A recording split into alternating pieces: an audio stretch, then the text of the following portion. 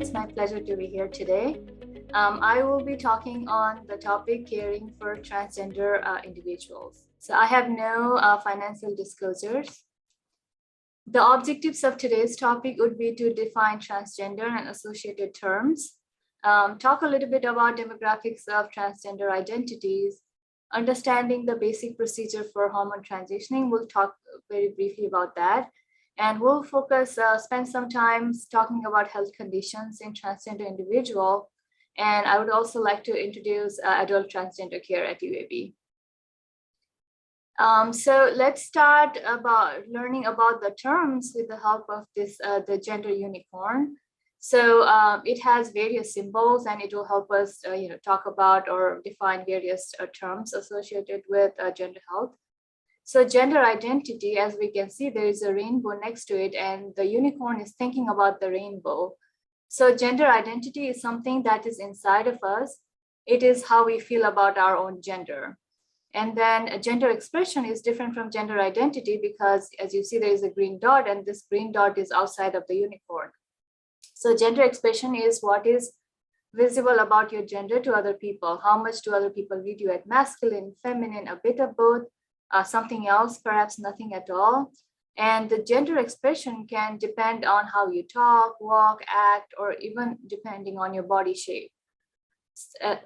So another term to know about is also known as sex assigned at birth.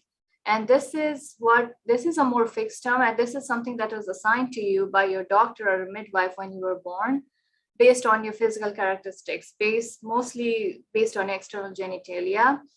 But this is a fixed category, and this may be different from how your gender self-identity is as you grow. Historically, sex assigned at birth is also known as sex, which in day-to-day language is used interchangeably with gender.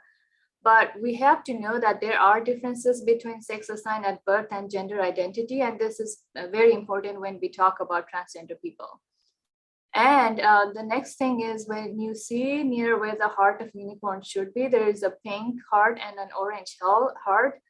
And these stand for physical and emotional attraction. And since these two have a significant overlap, they are usually placed together, and these define or represent a part of your sexuality or sexual orientation. So transgender is a big umbrella term that describes the full range of individuals who have a conflict with or questions about their gender. So everyone from transgender who have socially transitioned, who are on or not on HRTs, who have had surgeries, no surgeries, female transvestites, drag queens, people who are experiencing gender confusion, but they still don't know where exactly they fall along the gender spectrum. They all fall under this transgender umbrella. So anybody whose gender identity or gender expression differs from what is typically associated with their sex designated at birth. Transgender men and women are two extremes of the spectrum, but there are a lot in between.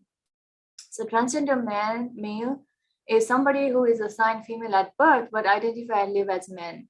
Transgender women, individuals who are assigned male at birth, but identify and live as women. And then gender non-conforming is another term that is commonly used when we talk about transgender or gender non-binary. So it is someone whose gender identity differs from what was assigned at birth, but it is more complex, more fluid, multifaceted, and less clearly defined than that of a transgender person. Genderqueer is another term used by the same range of identities. Non-binary are transgender or gender non-conforming individuals who identify as neither male nor female. So this chart is to show that transgender men and transgender women are just part of the whole gender identity and expression thing, which is much more complex and multifaceted. So sexual orientation is individuals enduring physical and emotional attraction to another person. And this is important to know that gender identity and sexual orientation are not the same thing. And irrespective of their gender identity, transgender person may be attracted to women, men, bisexual, asexual, or pansexual. And transition is something, it is a process during which transgender persons change their physical, social, or legal characteristics consistent with the affirmed gender identity. And somebody can choose, a transgender person or gender non-binary person can choose to transition socially versus socially and medically. And medically it is usually done with hormones and surgeries. So we'll talk about that in a bit. And transsexual is an older term that is originated in the medical and psychological communities for a person who has transitioned through hormone therapy or surgery, but it is no longer used nowadays. So gender dysphoria is a distress and unease experience if gender identity and designated gender are not completely congruent. So it occurs on a spectrum. For some people, it is very mild and manifests in very subtle ways, but for some it is so severe as to put them at a very high risk of suicide. And also it is important to know that not every transgender person needs or wants hormone replacement therapy or gender affirming surgery. Sometimes it's a personal choice, other times it's a risk-benefit ratio decision. And just because somebody is a transgender, it doesn't necessitate that they have to have significant gender dysphoria or have to be on hormones or have surgeries. And let's talk about the epidemiology. So there was a systemic review of population-based surveys done from 2006 to 16. And this included gender identity question. And that study, that survey estimated that there was about 0.39% of people living in US who identified as transgender. So that is about 1 million US population. So it's pretty significant. And transgender non-binary identification appears to be more common amongst the younger age group. And this was shown by the same previous survey we talked about. And also there was a survey in high school in Minnesota. And there was overwhelmingly 2,700 per 100,000 of individuals who identified as transgender or gender non-binary. So what about the Southern U.S.? So it is interesting to know that the Southern U.S., most of the states are in the top 15. They rank in the top 15 when looking at estimated population of adults who identify as transgender and they live in these states. Alabama is, I think, in the 15th rank. They are like Tennessee, Georgia, Louisiana. All these are very high in the ranking when it comes to people residing, the number of people residing who identify as transgender. So whenever we look at all these data and surveys, we notice two very typical trends. So these are widely seen in the literature. First is transgender females are identified at higher rates than transgender males. And some studies show as high as 2:1. However, these ratios should not be taken as definitive indication of actual population sizes because of the limitations in methodology used to record them. Because most of the studies, the survey subjects are already enrolled in plastic surgery, endocrinology, or primary care. So it only reflects the population that are already integrated into the existing healthcare system and accessing care. So not everybody is already in the system and not everybody is accessing care. So that's why these are not generalizable. And also in different cultures, the definition of transgender and non-binary identities are different. So when we look at global, when we include global studies, they are not all congruent. The second notable trend is high prevalence of non-binary identities. So in the US transgender survey, almost 35% of respondents identified as non-binary or genderqueer, which was equal to transgender men and women. And same thing was seen in the previously mentioned Minnesota high schooler survey. Half of the respondents primarily identified as non-binary. So non-binary individuals, not all of them seek hormone therapy or transition. So we don't see a lot of this population in the healthcare. So when the data only includes the individuals who have access to health who come in come within the existing healthcare system, then we miss out on all of these gender non-binary person. Another trend we see, especially studies evaluating racial and ethnic demographic trends, they suggest that non-white groups are overrepresented in these populations. So here we can clearly see that African American, Hispanic, and other races are represented more than the general US population. Why? We don't clearly know. So now let's start talking about the transition. As we defined earlier, it is a process of changing themselves or taking up the role of their affirmed gender socially or medically. And like I said, not everybody has to have a medical transition. Some people just choose to transition socially, and that's fine. Some people start with social transitioning and then start the medical transition. Most people do that. In my experience, there are few people who start with hormone therapy, and once they start seeing the transition, the changes from hormone therapy, then they feel more comfortable transitioning socially also. But most of the time, it's the other way around. So for transgender male, testosterone is the mainstay of therapy. It can be used in injectable form or transdermal form. Both of them have a similar transition. So it's entirely patient's choice whether they want to be an injection versus transdermal. At least in my practice, I give them the choice to do that. Not all practices, not everybody practices like that, but transition is similar with transdermal. It may be a little bit slower in the beginning, but ultimately they both have similar changes. So this graph is just to show that usually for the onset of transition or to start seeing changes once you start hormone therapy, it can take up to 6 months, and it takes 4 to 5 years for the full transition.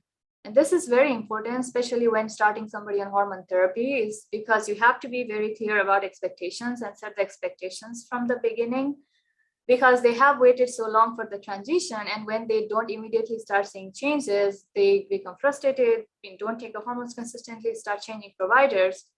So setting the expectation and making sure they are taking the hormones consistently is very important to start seeing the changes. So these are some of the picture. Not all of them are my patients, but usually it takes up to 5 years to see the full changes. For some people, it may also happen a little bit earlier. And like with any other therapy, there are some risks associated with hormone therapy. And I personally inform every patient I start hormone of these risks. I screen them before I start them on hormone therapy. And at least the first year, they will be monitored very closely to make sure they are not having any adverse effects. And then going forward each year, periodically we monitor every 6 to 12 months. And but in my experience, and the small amount of literature we have shows that in otherwise young, healthy patients, the risks are very low, very minimal, and that is most of our transgender population. So the risks are very minimal and the benefit is much higher. So for a transgender female, the hormone therapy is a little bit more complex because we do use estrogen, which is the mainstay of therapy. It is used in oral, injectable, and transdermal form. But they also need some kind of hormone blocker, testosterone blocker, or anti-androgens to negate some of the effects of testosterone, like especially with facial hair and breast development. And then again, setting the expectations is very important, especially saying that the first 3 to 6 months, they may not see a lot of changes. And it's only after 6 months they will start seeing changes, and it takes 2 to 3 years for full transition. And unfortunately, some of the things like voice changes, the estrogen is not able to do that. So some people need to be trained by a speech pathologist. But again, insurance doesn't cover all of that.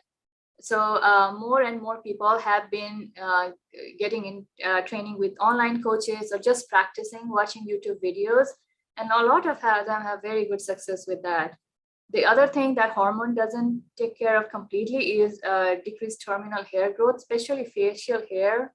is very stubborn. So a lot of people end up getting laser or electrolysis to get completely rid of them.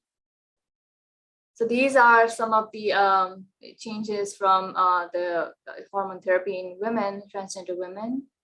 So you see that once they start hormone therapy, they start feeling more like themselves, acting more like themselves, even their mannerisms change. And it takes 2 to 3 years to have the full transition. So again, with estrogen, there are some adverse effects which I inform patient of and screen them and monitor them closely.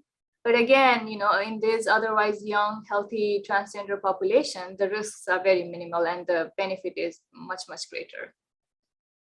So I would just like to mention some of the surgeries that these patients can have for their to continue with the transition. So bottom surgery, also known as gender affirming surgeries. These are for transgender men. There are various methods. The most commonly used are methidioplasty or phalloplasty, where there is a reconstruction of a new penis with nerve innervation. Top surgery, mostly it is the mastectomy is called top surgery, but in context of transgender women, sometimes they also refer to augmentation as top surgery. Vaginoplasty is for transgender women. So for transgender women, the surgery is a little bit less complex than for men, because for men, the surgery is much more complex. It's a multiple step surgery, sometimes takes months and months for the completion. So more transgender women are likely to get the surgery as compared to transgender men. There are other surgeries that are usually not covered by insurance, and these are mostly for cosmetic procedures that are done by the transgender women. These are facial feminization, voice feminization, tracheal shape, buttock augmentations, and orchiectomy. So, so that was about the transition. So now let's discuss about health conditions affecting transgender individuals. So significant health disparities exist for the transgender population, and they stem from a number of sources. First is insufficient provider training in healthcare, especially is the providers, the medical providers, doctors, nurse practitioner. There's insufficient numbers of these providers who are trained in the healthcare needs that are specific to transgender non-binary individuals. So not all of them may be comfortable taking care of these patients. So a lot of patients are discharged or referred outside because they are not comfortable taking care of these patients. There is also direct interpersonal or systemic discrimination that has been perpetuated by healthcare providers and institutions, and it was much more common in the past. Now, with more transgender awareness, it has been less and less, and more with the more training, transgender specific training. Fortunately, it is less, but we still see that very often. And also, there are definitely broader sociopolitical discrimination that leads to challenges in finding stable employment, housing, amongst other chronic stressors for these patients. So there is more sickness and death in this community. So, even though it has been shown that psychological, hormonal, and surgical care for appropriately selected individuals has been associated with improvements in gender dysphoria and decreased rates of psychiatric comorbidities and suicide, so a growing number of professional societies has published various statements supporting the private and public healthcare insurance for gender affirming care. Despite that, up to 25% of transgender individuals are denied hormone therapy by their insurers. I deal with that almost every week. 23% of the respondents in the US transgender survey did not see a doctor when they needed to because of fear of being mistreated as a transgender person. And then the survey also reported that 91% of the transgender and gender non-binary individuals wanted counseling, hormones, or puberty blockers, but only 65% reported ever having any of these, mostly because of the first two reasons.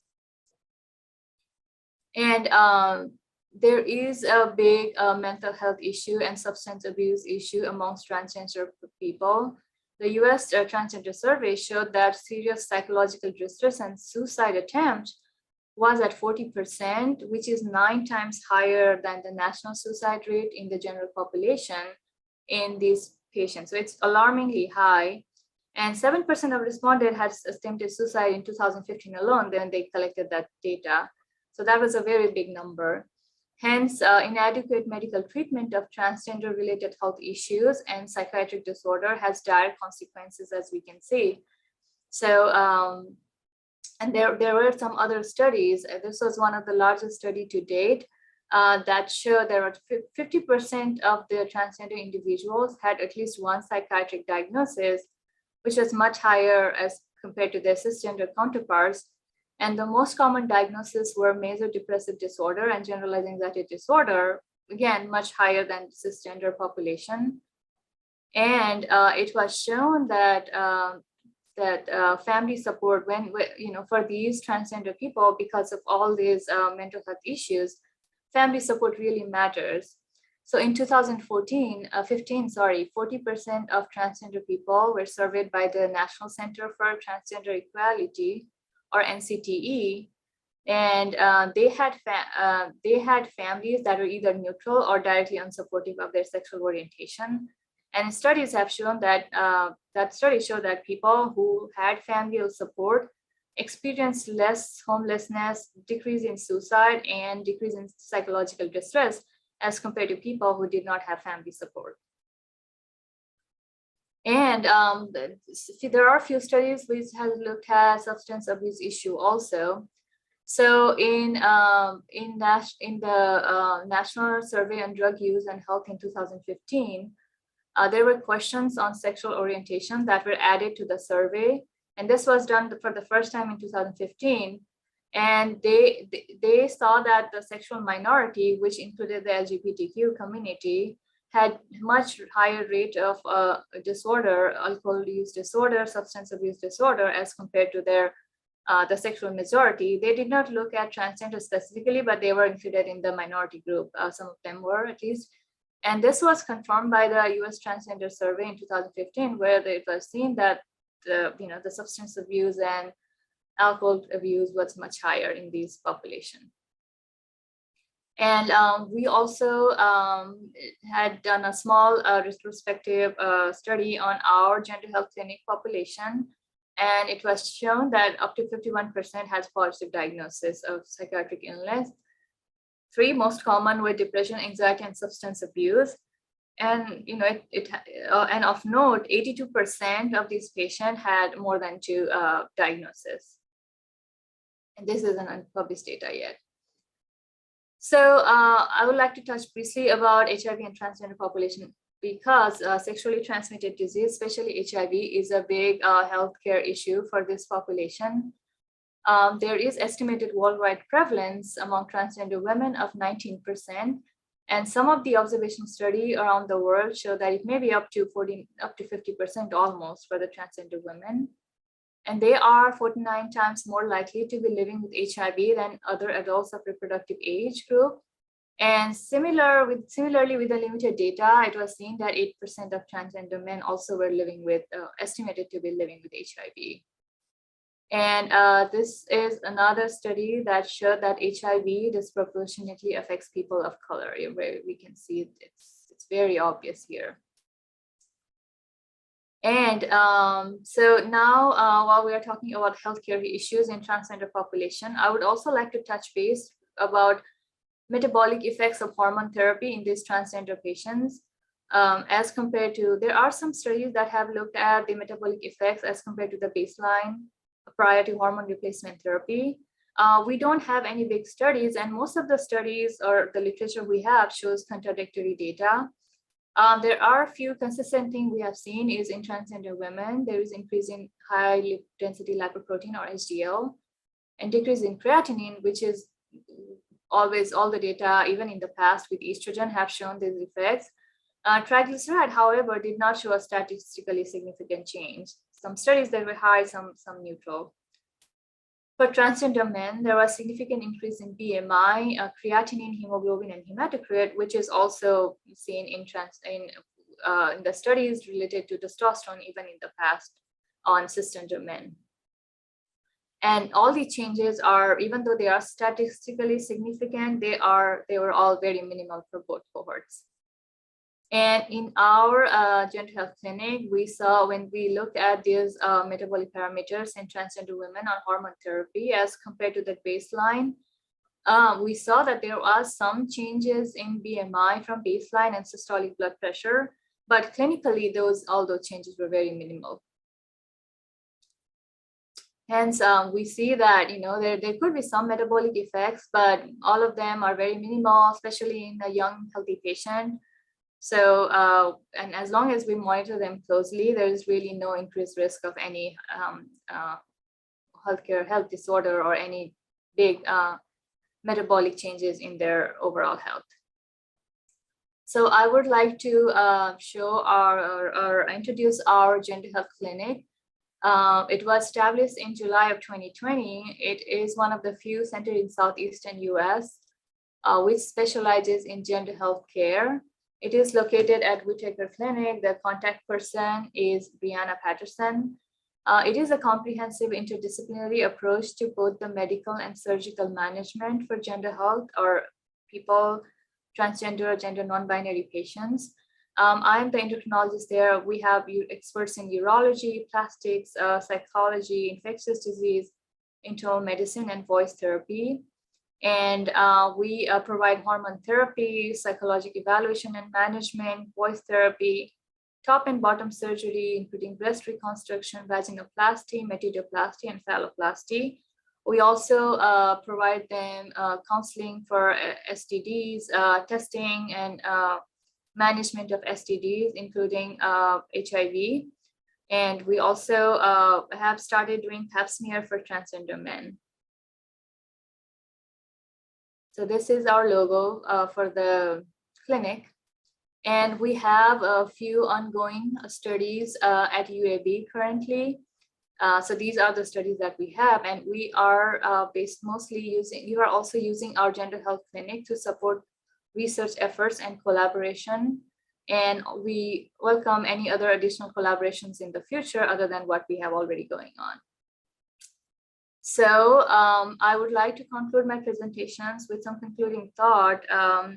The take-home message is if you are caring for transgender patients or a provider who cares for transgender patients or thinking about caring for transgender people, our main thing is to be and try to be an awesome ally. So educate yourself on LGBTQ issues, train all your staff to use culturally appropriate language, and provide ongoing training to staff to address basic healthcare issues that affects the LGBTQ individuals. So it's always important, always good to learn about transgender etiquette, especially when you're involved in healthcare of transgender person. So always call them by their chosen name and preferred pronoun. If you don't know, it's okay to ask them respectfully. And if you do mess up a person's preferred name or pronoun, then apologize, because probably you're not the first person doing that. But also respectfully ask how they would like to be addressed in the future if you are not so sure. And always ask appropriate questions, never just for your own curiosity. And before I finish, I would like to mention this movie, The Danish Girl. It's a 2015 biographical romantic drama film. It was based on a 2000 novel by the author David Ebershoff. It is loosely inspired by the lives of Danish painters Lili Elbe and her wife Gerda. So Lili Elbe was the first transgender patient to undergo a gender-affirming surgery. She received a uterine transplant in the era that was prior to anti-rejection drugs, and she unfortunately died from sepsis secondary to organ rejection.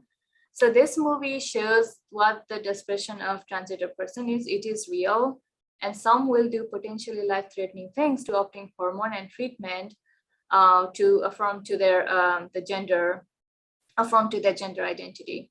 So it is very important to make sure that these patients have a safe place and an experienced provider who can safely start their transition, whether it's a hormonal therapy, surgery, any other healthcare related disorder that we all talked about.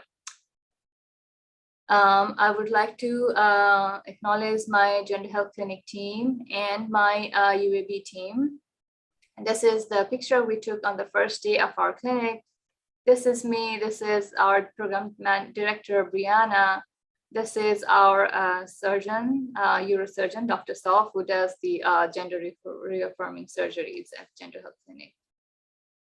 We unfortunately don't have a lot of other picture, but we should. And I would like to thank you for this opportunity today.